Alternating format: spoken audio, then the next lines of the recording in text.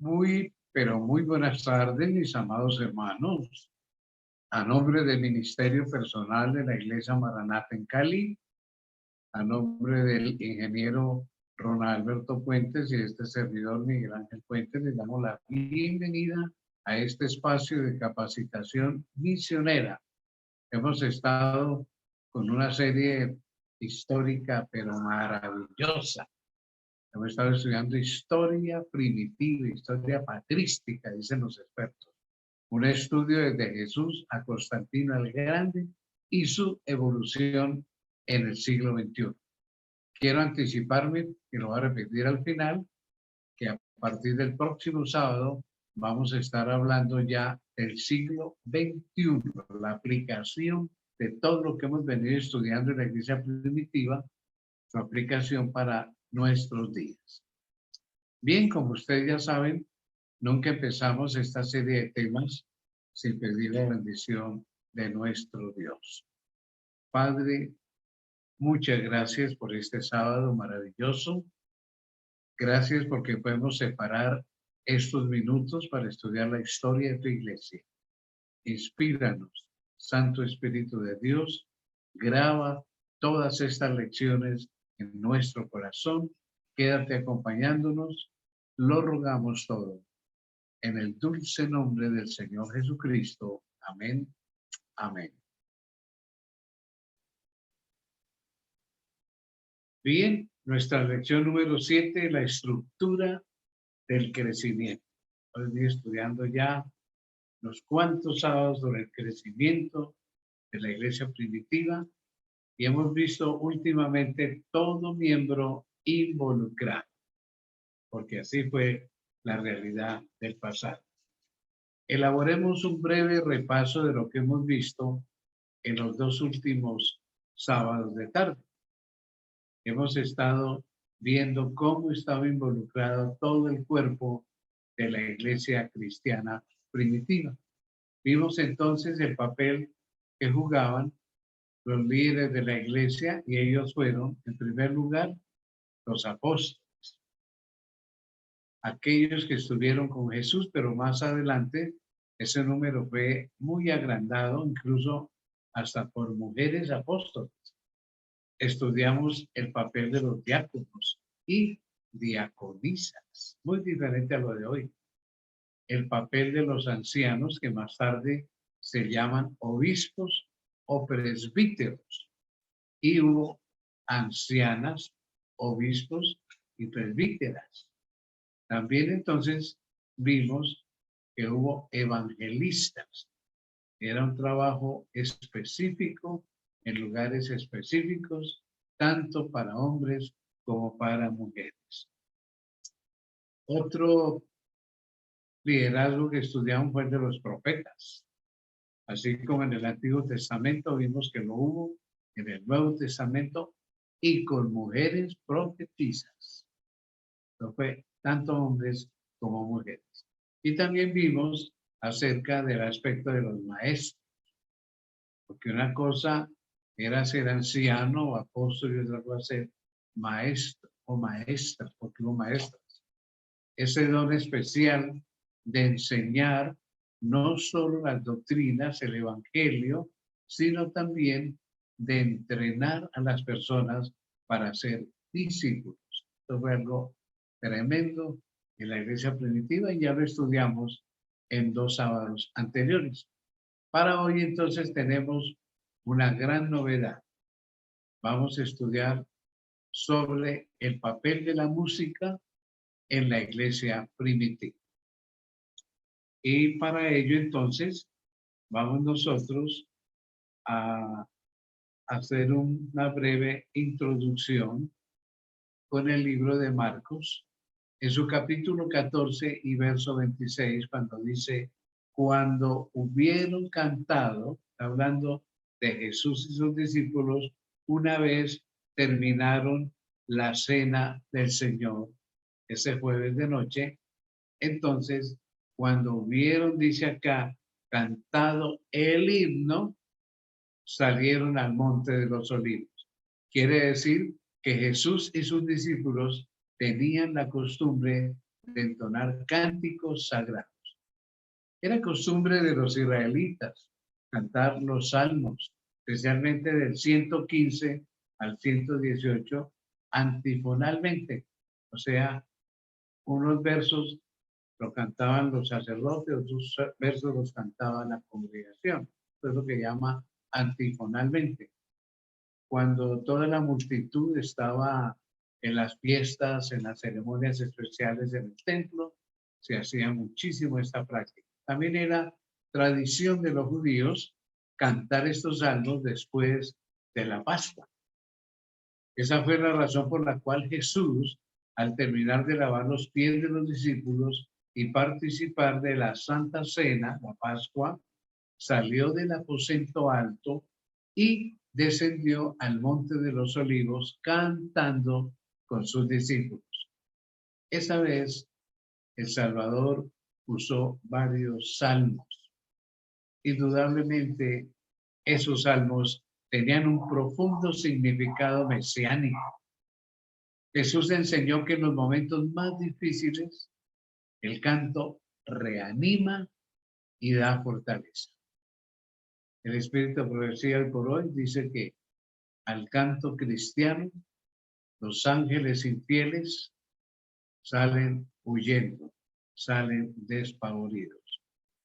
Este hecho ha sido comprobado por muchos que sufren persecución, porque se han refugiado en el canto para poder resistir los embates de la vida, la persecución. La epístola de Colosenses motiva a los discípulos a cantar himnos y cantos espirituales de esta manera. Veámoslo. Está en Colosenses 3, 16 y dice lo siguiente. La palabra de Cristo more en abundancia en vosotros, enseñándoos y exhortándoos unos a otros en toda sabiduría, cantando, noten, cantando con gracia en vuestros corazones al Señor, con salmos e himnos y cantos espirituales. Esto lo escribe Pablo a los hermanos de Filipo.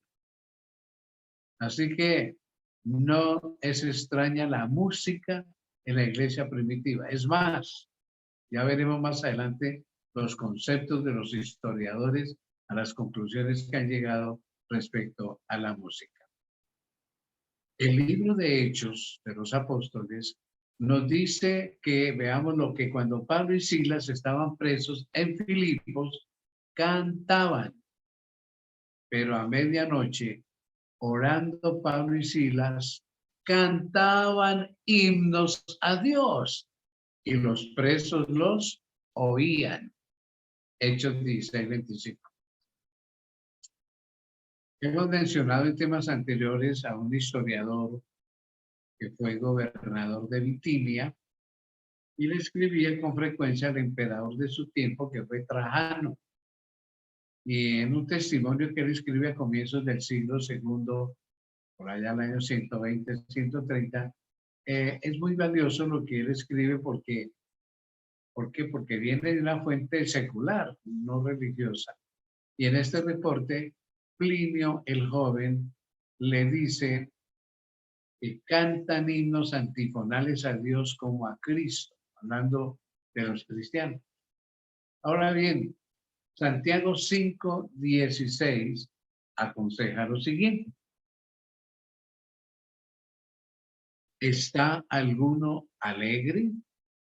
Cante alabanzas. ¿Está alguno alegre? Cante alabanzas.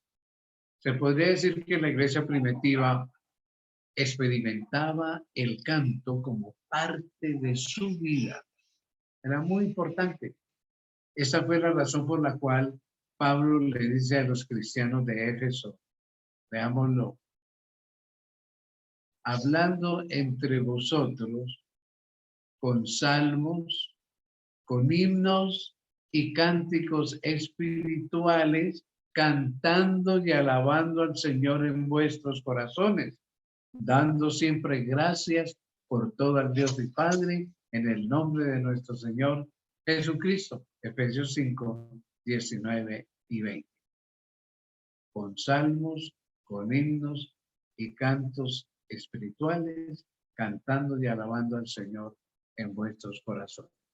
Eso denota la fortaleza de la música cristiana en la iglesia primitiva. Y nótese que tiene fuentes bíblicas, ¿no? Hay un historiador que se especializó especialmente en el culto de la iglesia primitiva. Él se llama Ralph Martin y él en una frase muy corta dice, la iglesia cristiana nació con cantos. La iglesia cristiana nació con cantos. Eso es muy corta, pero muy elocuente. Nació con cantos. O sea que la iglesia cantaba mucho y mucho de las escrituras. Se sabe que los primeros himnos que cantaban eran salmos.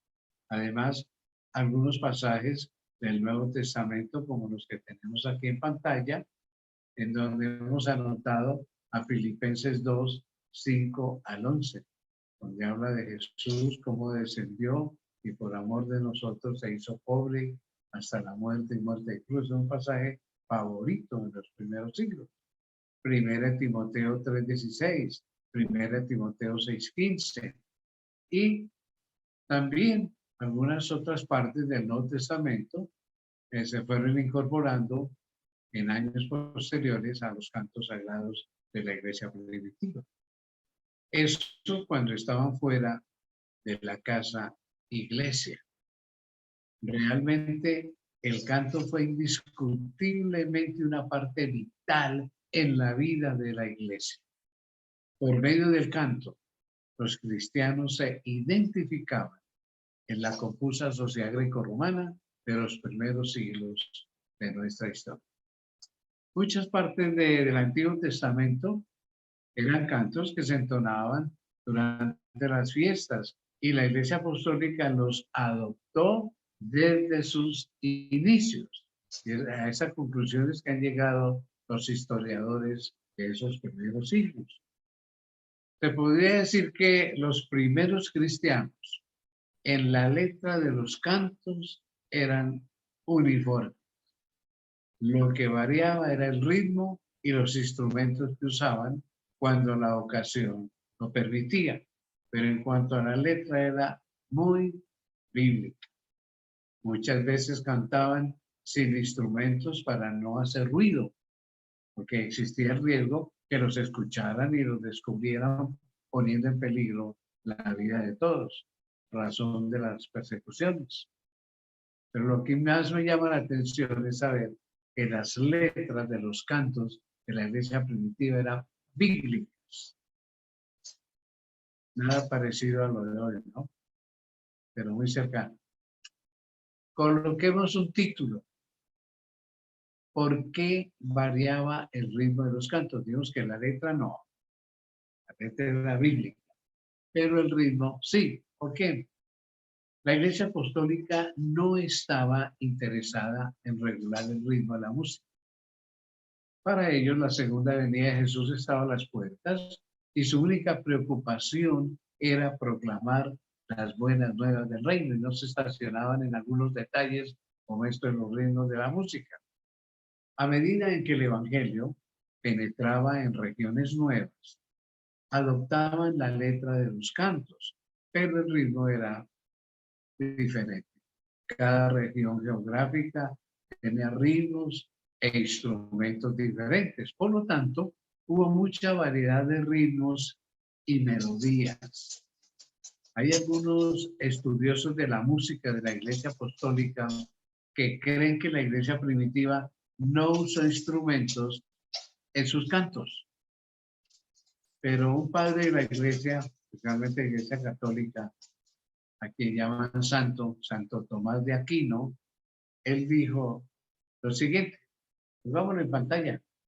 Nuestra iglesia no usa instrumentos en sus cantos, tal como arpas y salterios para adorar a Dios, para no parecer judíos.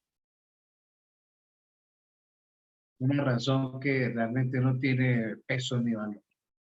que no usan instrumentos para no parecer judíos. Imagínense, claro, porque ya en aquel tiempo los judíos eran perseguidos. Otro hombre de la antigüedad, y este es del siglo IV, Agustín de Hipona, la iglesia popular lo llama San Agustín. Él señaló lo siguiente: instrumentos musicales no se usan tales como flautas, tamboriles y arpas, pues son asociados con cultos impíos sensuales, también con orgías y actos que avergüenzan. Estos a menudo se ven en sitios degenerados como el circo y el teatro. Esta es la razón por la cual es muy fácil entender el prejuicio en el uso de estos instrumentos en el culto. Así que estas son las razones que se dan para no usar instrumentos, porque se usaban también en otras reuniones paganas. Otro hombre, padre de la iglesia, Juan Crisóstomo, se oponía a los instrumentos en el siglo V y argumentaba este hecho diciendo, ahí lo leemos en pantalla, David antiguamente cantó cantos, también hoy cantamos himnos. Él tenía una lira con cuerdas sin vida. Nuestras lenguas son la lira con diferentes tonos, en verdad más acorde con la piedad. Aquí no hay necesidad para hacer sonar las cuerdas de la cítara o para hacer arte de cualquier otro instrumento. Pero si tú quieres convertirte en cítara, mortifica los miembros de tu carne y haz una completa armonía de tu cuerpo y mente. Es que había prejuicios contra los instrumentos. Les gustaba cantar a capela. Bueno, esa fue la experiencia de la iglesia cristiana. En unos sitios sí, en otros no. En unas épocas sí, y en otras épocas no. Eusebio de Cesarea, que es otro padre de la iglesia muy famoso en la iglesia cristiana, espiritualiza el uso de los instrumentos musicales mencionados en el Antiguo Testamento. O sea que él sí estaba de acuerdo. Se podría decir que desde los albores del cristianismo hubo discusión en cuanto a la música. Las citas que ya mencionamos de algunos escritores en la patrística, en la historia de los padres, son posteriores al año 150 después de Cristo, en donde ya se comenzó paulatinamente a normar, a reglamentar la música. El canto gregoriano en esos primeros siglos estaba en embrión, estaba formándose. Este reguló la música en gran parte de la Edad Media.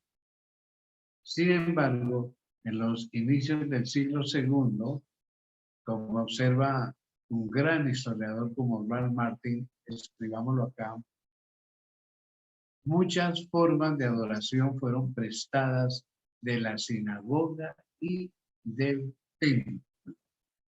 Eso dijo Ralph Martin.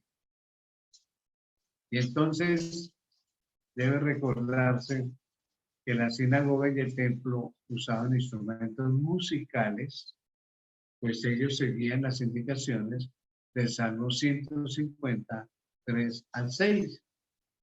Eso sigue diciendo Ralph Martin.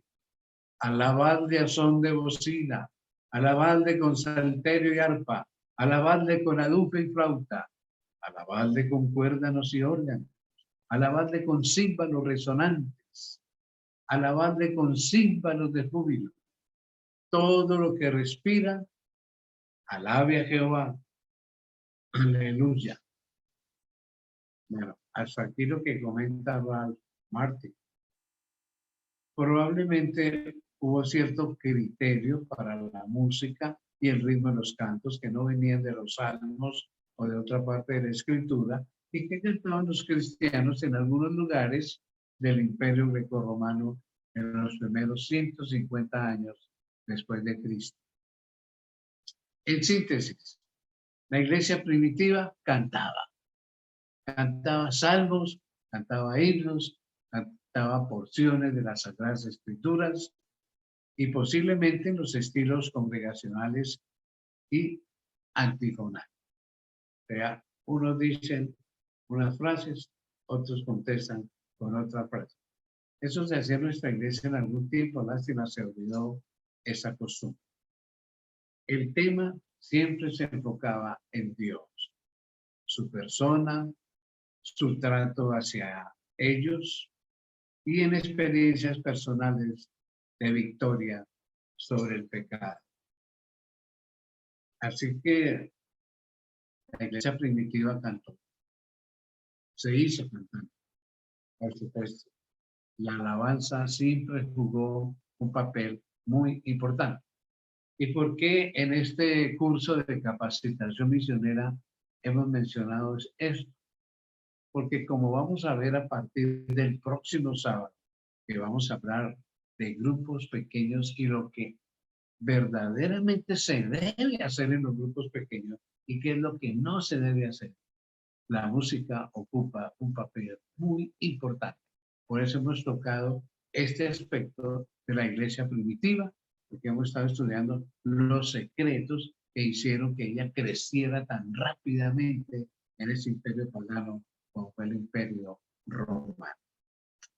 Coloquemos otro título aquí para analizar un poquito. ¿Cómo estudió la iglesia primitiva? Ah, es que ellos estudiaban. Claro que sí. Los estudiosos, los historiadores, distinguen dos aspectos importantes en la iglesia primitiva. Veamos. El aspecto importante del periodo de adoración y el momento de estudio. Entonces, el tiempo de adoración se caracterizaba por la lectura de la palabra de Dios y por la exposición hecha por una persona. Acá los oyentes estaban escuchando, participando pasivamente, mientras que en el estudio de la palabra de Dios los discípulos participaban activamente. Entonces, nótese, en el momento de adoración, una especie de culto divino en nosotros hoy, debe ser basado totalmente en la palabra de Dios. La gente participaba pasivamente. Pero en lo que era ya el momento de estudio, los discípulos participaban activamente, o sea, hablaba el uno, hablaba el otro, aportaban soluciones y a la vez aprendían a involucrarse en los asuntos de la casa iglesia y de la comunidad. Entonces, eran momentos diferentes. Uno de adoración, estaban todos pasivos, apenas oyendo. Pero en el de estudio sí había una participación masiva de todos. Hay un hombre llamado Roger Gehring, veámoslo en pantalla, un erudito realmente de la casa iglesia. Él es de la Universidad de Tübingen y él en algunos de sus escritos comentó lo que ustedes tienen en pantalla, donde él dice, hay reportes que la iglesia primitiva en Jerusalén se reunía en las casas para discutir las enseñanzas de los apóstoles, para mostrar compañerismo, para compartir una comida y para orar juntos. La enseñanza fue prioridad entonces para el desarrollo, la consolidación y la formación de la iglesia temprana. Así que las enseñanzas de los apóstoles eran reestudiadas. Fue algo muy importante en los tiempos de la iglesia primitiva. El estudio de las escrituras. Y hay otro hombre, es que hay muchos que se han metido de cabeza en la historia patrística de la iglesia primitiva, en otras palabras, como Steve Ackerson.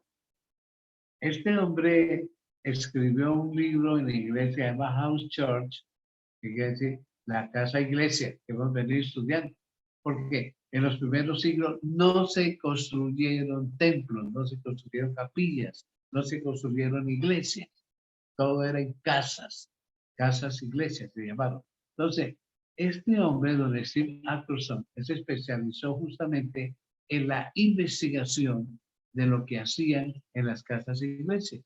Y en algún comentario cortico él dice, los grupos eran pequeños antes que gran cantidad de personas y no lo dominaba solo una persona al enseñar.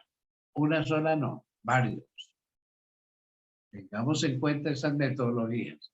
Se podría decir entonces que la iglesia primitiva transformó la casa iglesia en una escuela de discípulos, antes que en un centro de entretenimiento para miembros. Ay, qué linda predicación, no. Eso era lo de menos. Eran lugares de estudio, de entrenamiento. La persona que aceptaba a Jesús por la gracia de Dios se convertía inmediatamente en un discípulo en formación y fue a través de los tópicos discutidos en casa que se modelaba a los discípulos. Así, los apóstoles continuaron aprendiendo del Maestro. Todo lo que aprendieron de él, siguieron practicando. Veamos entonces que Jesús en los evangelios dejó modelos de enseñanza que los discípulos siguieron después del Pentecostés. Esta metodología que Cristo usó es sui generis, o sea, muy especial, muy particular, muy propia de él, para despertar el interés en los alumnos. Además, esa instrucción los equipaba a ellos para enfrentar y dar solución a futuros problemas que encontrarían en la diversidad cultural de la compleja sociedad grecorromana, que ya hemos estudiado en temas anteriores. Los apóstoles formaron a los futuros líderes bajo ese paradigma de que el Mesías les transmitió X saber, X enseñanza. En ese modelo de educación, el maestro era facilitador que guiaba al alumno. Porque ya hemos visto que las casas e iglesias eran lugares de enseñanza y lugares de entrenamiento. Eso no era que el Señor Jesús era salvo y listo, y ya lo bautizamos. No, tenía que comenzar cursos de entrenamiento para testificar, para aprender a evangelizar. Les proveían las herramientas para que el estudiante descubriera las soluciones. A la vez, las aplicara no solo a su vida, sino también a lugares donde desempeñaría su misión. Bajo este lema, la casa iglesia pasó a ser un lugar de estricto entrenamiento. Eso indica que la iglesia primitiva transformó el lugar en donde se reunían. Lo transformó en ¿qué? En una escuela permanente para la formación de discípulos reproductores. Igual que hoy, cada uno de nosotros sabe la respuesta. La iglesia primitiva convirtió su casa iglesia en una escuela permanente para la formación de discípulos reproductores. ¿Reproductores de qué? Pues de almas. Caramba, ¿cuánto distamos nosotros de ese ideal de la iglesia primitiva? Ahora conviene una pregunta ya que estamos hablando de este tema. Coloquémosla en pantalla. ¿Qué estudiaban en la casa iglesia? ¿Es posible saberlo? Claro que sí. Los historiadores que han estudiado documentos antiguos, caramba, han llegado a tremendas conclusiones y hoy las encontramos en diversos autores. Una revisión muy cuidadosa de los escritos del Nuevo Testamento dará como resultado un hecho muy significativo en cuanto a lo que estudiaban en la casa iglesia. Las escrituras del Nuevo Testamentario, llamémoslo, o sea, del Nuevo Testamento, no son primariamente un tratado teológico, no, aunque hay mucha teología en ellas.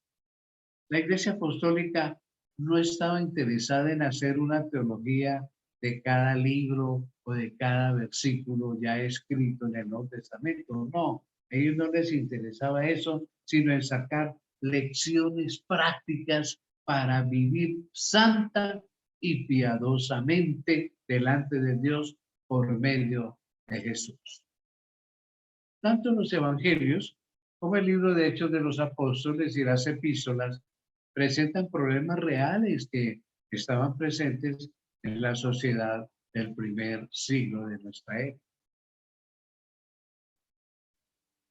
Al pasar al siguiente cuadro, tenemos que decir que muchos pasajes no podrían ser entendidos si no se tiene una visión panorámica de cómo funcionaba la sociedad grecorromana de los primeros siglos del cristianismo. Es imprescindible saber que la Iglesia Apostólica era un verdadero drama en la historia para poder entenderlo, el drama. Hay que analizar el escenario en donde una vez se movieron los actores de la Iglesia Apostólica y a la vez cómo se desarrollaron en los años posteriores de su surgimiento. La grandeza de los escritores del Nuevo Testamento consistió en que no solo presentaban los problemas que aquejaban a la sociedad del primer siglo, sino a la vez les daban las herramientas necesarias a quienes estudiaban estos escritos para poder vencer todas las debilidades.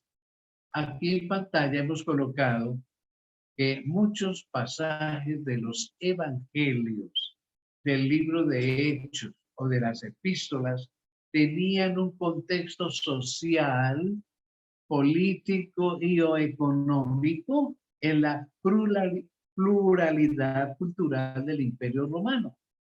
Y ya estudiamos que el imperio no era igual en todas partes, no, había muchas culturas.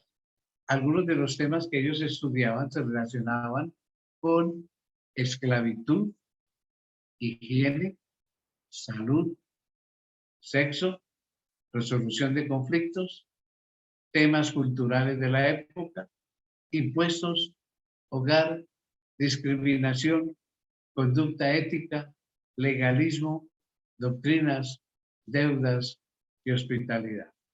Así que imaginen ustedes lo que estudiaban en la iglesia primitiva. De todo un poco. Era necesario, porque esa cultura era polifacética, muy compleja, bastante variada, y ellos tenían que estar preparados para dar entonces testimonio de su fe. La enseñanza fue un don dado por Dios. Sí, esto es lo que dice Romanos 12:7. Leamos. De manera que teniendo diferentes dones, según la gracia que nos es dada, si el de profecía, úsese conforme a la medida de la fe, o si de servicio, en servir, o el que enseña en la enseñanza. Por lo visto anteriormente, el maestro era un facilitador. Su principal meta era hacer estrellas, estrellas del Evangelio. Igual que actuó Jesús durante su ministerio terrenal al transformar hombres ordinarios en discípulos extraordinarios, pescadores analfabetas en hombres inteligentes, sabios. La única manera para lograrlo es mediante la interacción entre maestro y estudiantes. Y no olvidemos estos conceptos porque a partir del próximo sábado tenemos que empezar a hacer ya las aplicaciones a nuestro siglo XXI. ¿Cómo lo hizo la iglesia primitiva? ¿Cómo tenemos que hacerlo? En conclusión, los temas que estudiaban en las casas e iglesias eran tan relevantes y prácticos que los conectaban con la iglesia y con la comunidad y así desempeñar un mejor servicio. Muchas de las conversiones se daban en las reuniones, en las casas, iglesias durante el tiempo de estudio, sí. Las visitas podían opinar y ayudar a dar soluciones, ya que los temas que se abordaban eran del diario vivir de la gente, de la sociedad contemporánea de los primeros siglos. Los estudiosos estaban diseñados para informar y para formar. Ese es un desafío para hoy. Informar y formar. Qué desafío para algunos de nosotros, ¿no? Que informamos, pero también tenemos que formar. Actualmente en el lenguaje de crecimiento de iglesia, se sabe que una información sin formación, note, información sin formación es teórica y muerta. Mientras que formación sin información es superficial y sin fundamento. Ambas son necesarias. La información y la formación. No solo bla, bla, bla, sino también llevar a la práctica. Hablemos de otro aspecto de la iglesia primitiva, como fue el crecimiento espiritual personal. Coloquemos el título en pantalla. A la vez que el discípulo era formado en la casa iglesia para reproducirse en almas, se orientaba para que no descuidara su devoción personal, obvio. Se le educaba para orar. ¿Cómo orar? Algunos de nosotros no sabemos orar. ¿Será que exagero? No. Se les enseñaba a cómo ayunar. Es que hay que enseñar a ayunar, claro que sí. Meditar. Es que hay que meditar, por supuesto. Y para recordar, cómo recordar algunas porciones de la Santa Biblia. Una especie de mnemotecnia, la técnica de la memoria. ¿Cómo podían recordar y recitar esos fragmentos de las Escrituras? Pues los únicos lugares donde hay una copia completa de la Torá, o sea, del Antiguo Testamento, pues las únicas copias que en esos tiempos existían eran en el templo y en algunas sinagogas. Desde que los cristianos predicaron a Jesús, el problema es que se les impidió, se les prohibió el ingreso al templo y a las sinagogas. Algunas iglesias eran tan pobres que no podían adquirir una copia de la Torá, del Antiguo Testamento, de la ley. Además, hubo otro obstáculo que impedía tener los escritos del Antiguo Testamento y de tener también algunas porciones del Nuevo Testamento. Y es que muchos discípulos, óiganse bien, en la iglesia primitiva, muchos discípulos eran analfabetos. No sabían leer ni escribir, nada. Se dice que la mayoría de discípulos de Jesús aprendieron a leer y a escribir con Jesús. Lo que la iglesia tenía eran solo copias de porciones de algunos pasajes bíblicos, tales como salmos, porciones del Pentateuco y de los profetas. En los tiempos del Antiguo Testamento, los judíos usaban el libro de los salmos como cantos, sobre todo el coro y los levitas. Pero las multitudes también se aprendían grandes secciones enteras de la Biblia y además las repetían constantemente hasta quedar codificadas en la mente. Miremos que esa fue la razón por la que Dios le dijo a Moisés. Es un pasaje que lo conocemos todos de Deuteronomio 6, 6 al 8.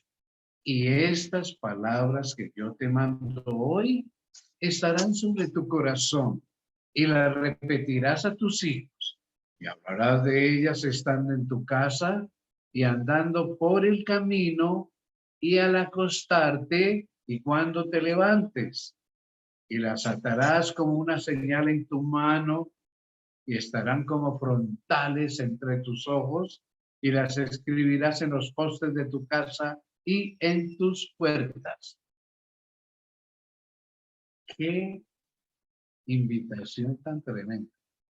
Tener por toda la casa y en las puertas escritos versículos de la ley del Antiguo Testamento. Hay que tener en cuenta que el cristianismo comenzó con judíos.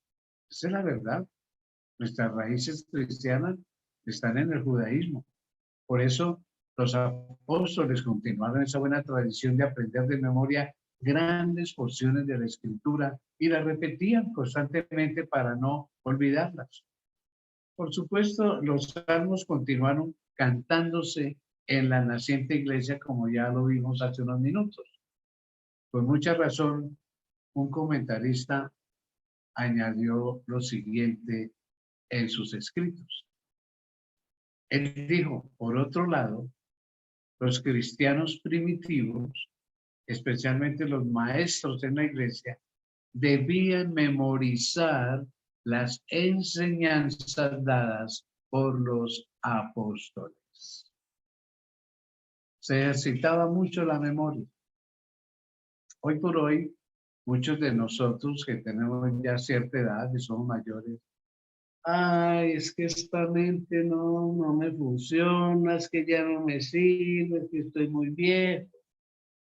Alguna vez les comentaba que yo tuve un profesor de 92 años, quien me dio la materia de Daniel y Apocalipsis, el profesor que me enseñó las profecías de Daniel y Apocalipsis. 92 años. Lúcido como él solo. ¿Por qué?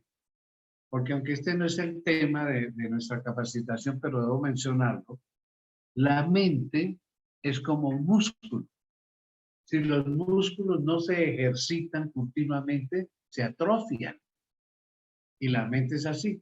A medida que pasan los años, nosotros nos metemos en otras actividades rutinarias, ya no nos esforzamos por leer, por memorizar. Y por eso es que vamos perdiendo la memoria. Pero estos cristianos primitivos ejercitaban mucho la mente y por eso es que ellos tenían grandes porciones de las escrituras en sus archivos mentales. Y aunque no existían muchas copias de las escrituras, sí las había mentalmente, porque se ejercitaban. Bueno, ahí nos queda un incentivo, una motivación, ejercitemos la memoria, ejercitémosla. Ella da, es un músculo al principio, puede ser un poco duro, pero que da, da. Ahora bien, el apóstol Pablo le recomienda a su discípulo Timoteo lo siguiente, está en pantalla. Tú pues, hijo mío, esfuérzate en la gracia que es en Cristo Jesús. Lo que has oído de mí ante muchos testigos, esto encarga a hombres fieles que sean idóneos para enseñar también a otros. Nótese, eso está en 2 Timoteo 2, 1 y 2, nótese que una y otra vez está el énfasis de la enseñanza, de capacitar, de entrenar, de enseñar a los demás cómo testificar. Muchos cristianos primitivos, dice la historia, que aprendieron porciones enteras de las escrituras cuando asistían a la casa iglesia. En su devoción personal meditaban y repetían pasajes enteros de los salmos, de los profetas, del Pentateuco, de los evangelios y de las epístolas. Los niños, desde edad temprana, aprendían las narraciones de la Biblia y se les quedaban grabadas en la mente. Muchos pasajes de la Biblia se transformaron en cantos para recordarlos todo el tiempo. Uno sabe, por desgracia de toda la gente y por la historia de los rabinos judíos, que cada vez que iban a la fiesta, ya fuera la Pascua, el Pentecostés, el Yom Kippur, la fiesta de las cabañas, que venían de otros países, de otros pueblos, de otros municipios, esas caravanas que venían por los caminos venían siempre cantando. ¿Cantando qué? Pues porciones del Antiguo Testamento. Se las sabían de memoria. Desde niños, esa era una tarea en los hogares israelitas. El concepto bíblico de memorizar no es como un rezo que se aprende de memoria y se repite sin sentido. No, no, los israelitas acostumbraban a meditar lo que memorizaban. Ellos no tenían una palabra para meditar, por lo tanto, adoptaron el término que no existe meditar en hebreo. Entonces, tienen un término que al traducirlo literalmente es rumiar por meditar. Y tenía mucha razón, ¿no? Los animales que rumian se caracterizan porque tienen 4 estómagos, así como la vaca, por ejemplo. Panza, bonete, librillo y cuajar. Así se llaman los 4 estómagos. ¿Por qué tienen 4 estómagos? Para que el alimento que coman se transforme en energía vital para vivir. Y entonces, ¿cómo es ese proceso? Bueno, la comida tiene que pasar por los 4 estómagos. De esta manera, lo que comen es bien digerido y bien asimilado. Por eso vamos a encontrar que ellos a veces están recostados y están masticando. Vuelve otra vez de su primer estómago y empiezan a rumiar, a dejar bien triturada su comida. Y así de pasar a los 4 estómagos. De esta manera, todo es bien digerido y bien asimilado. De la misma manera, cuando un israelita aprendió una porción de la ley de la Torá o de los salmos o de los profetas, pues la repetía varias veces mientras caminaba, cuando descansaba, incluso antes de dormir, meditaba y repetía ese pasaje varias veces hasta entenderlo y asimilarlo en su corazón. Qué lindo ejemplo para nosotros, ¿no? A rumiar, se dijo, la palabra de Dios. Veamos que esa fue la gran razón por la que David escribió textos como el siguiente, de Salmo 119:11. En mi corazón he guardado tus dichos para no pecar contra ti. En mi corazón he rumiado tus dichos para no pecar contra ti. Quien meditaba o repetía las porciones de la Biblia, que pensaba en las promesas de Dios y mantenía su mente ocupada. Se podría decir que la enseñanza que impartía la Casa Iglesia en la formación de los discípulos era integral, porque abarcaba todos los aspectos que un cristiano necesita para mantenerse firme en la fe. El verdadero discípulo o discípula, que ya vimos que era tanto hombres como mujeres, no era una persona mística que vivía en arrobamiento, en éxtasis.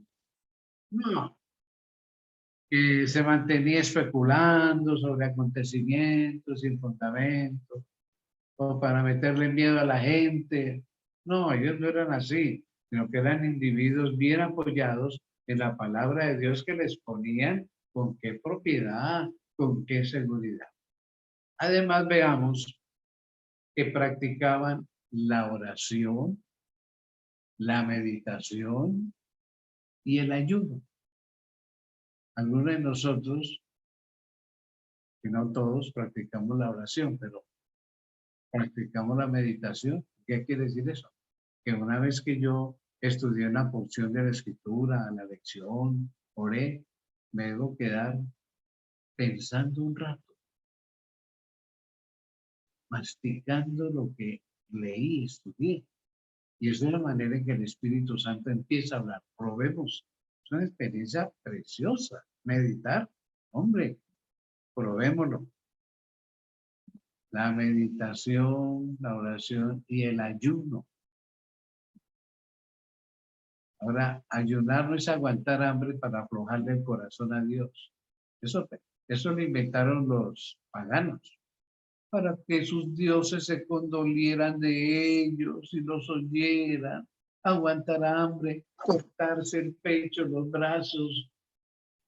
Caramba, nosotros no podemos ayunar como un sacrificio, no, es para tener un estado psicosomático, o sea, de mente y cuerpo dispuesto. Cuando uno más come, más sueño, más modorra le da. Entonces, el ayuno puede ser de jugos todo el día, o de comer frutas al mediodía y en la mañana y en la noche. No es aguantar hambre, para que Dios se le conduele el corazón. No, eso no es, mis hermanos. Y esto lo aprendió la iglesia primitiva.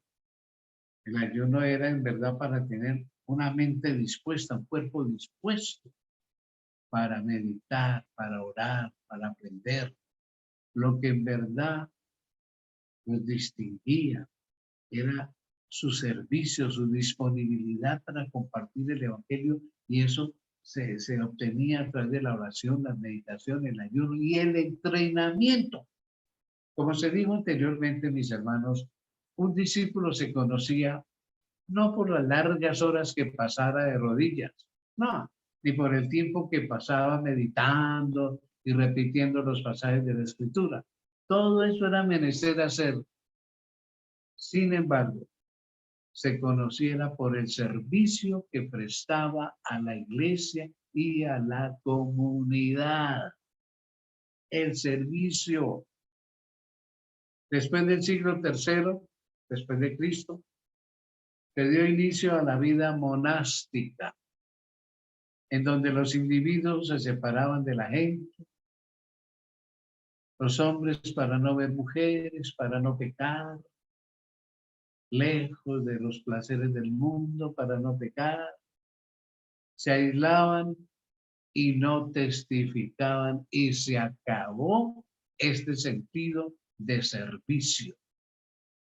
La iglesia se alejó del verdadero ideal de la iglesia apostólica y quedó tanto la evangelización como la testificación solamente para los más privilegiados, para los señores de la iglesia.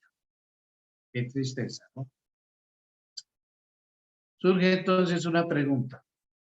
¿Cómo oraban los cristianos?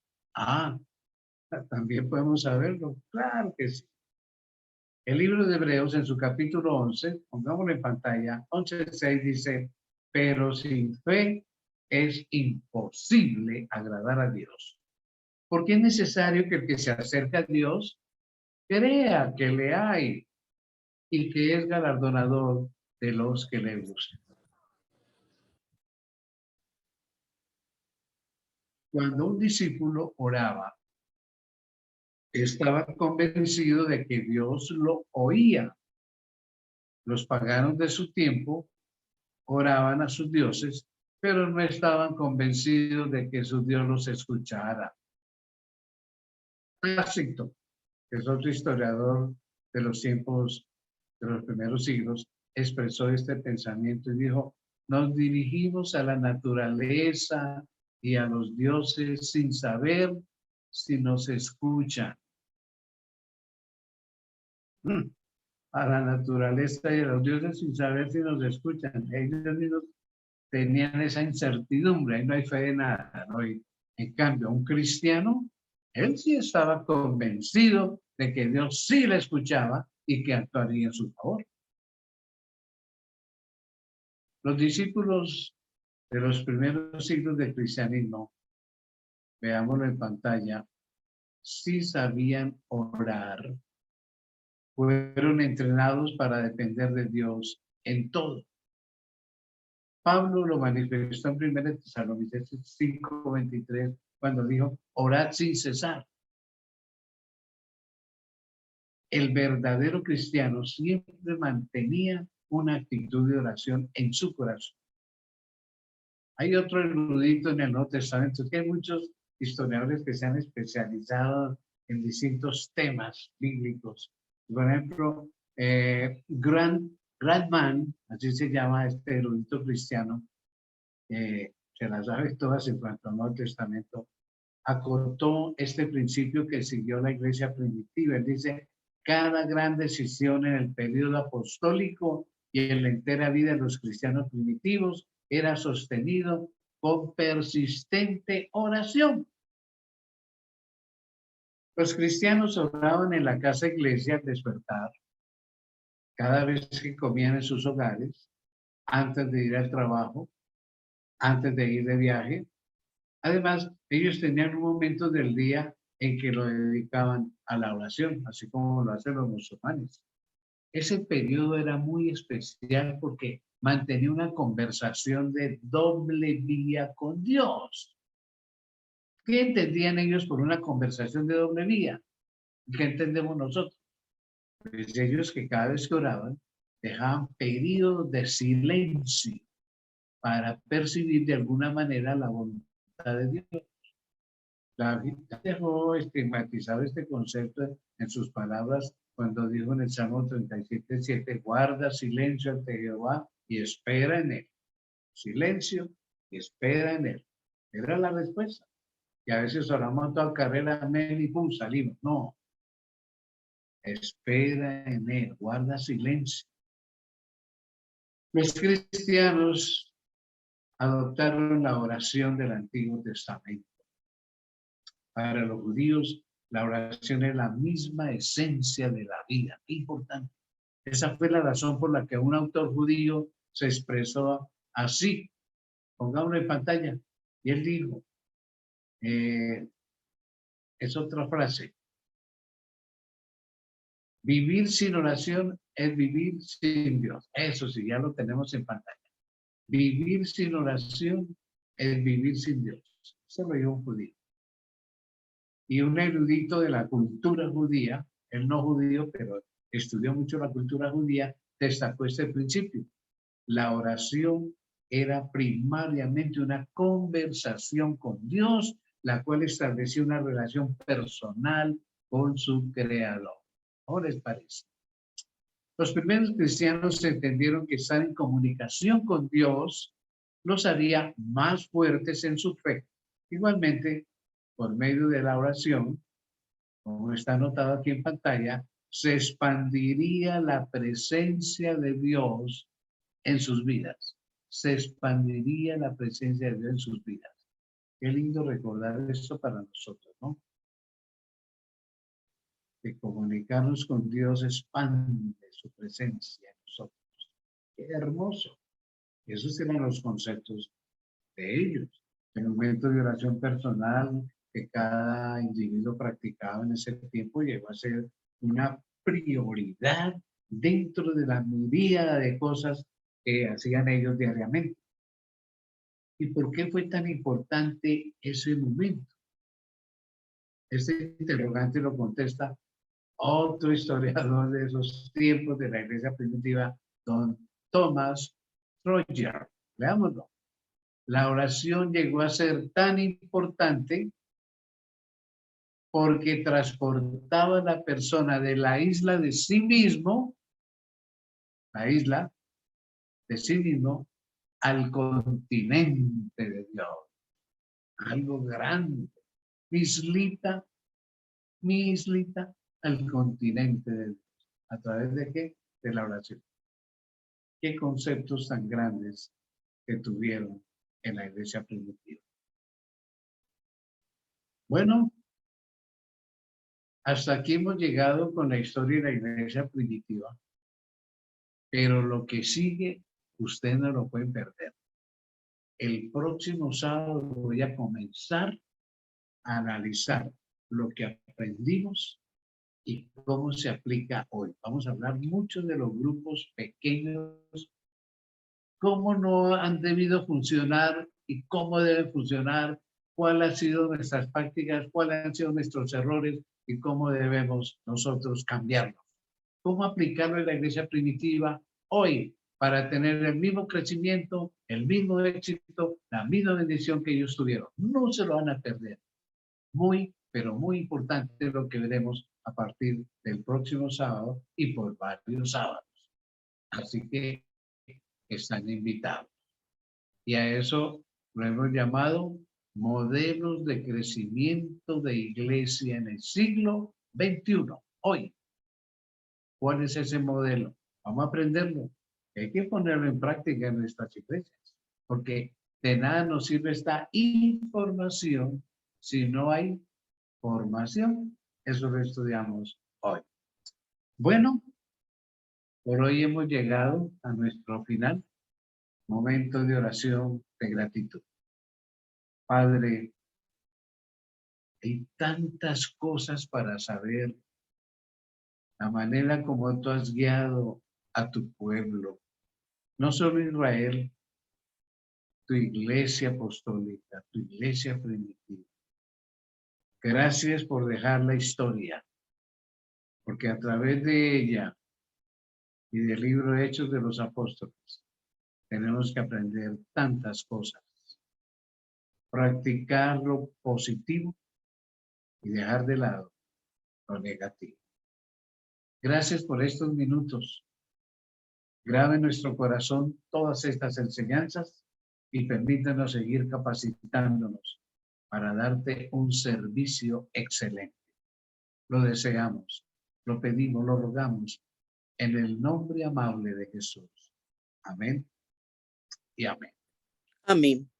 Amén. Gracias, Bueno, mis pastor. hermanos, a nombre del Ministerio Personal de la Iglesia Maranata aquí en Cali, del ingeniero Ronaldo Alberto Puentes, quien siempre maneja aquí la parte técnica, y de este servidor como facilitador, les deseamos un feliz resto de sábado, una bendecida semana y muchas gracias por habernos acompañado en este sábado. El Señor les bendiga en esta nueva semana.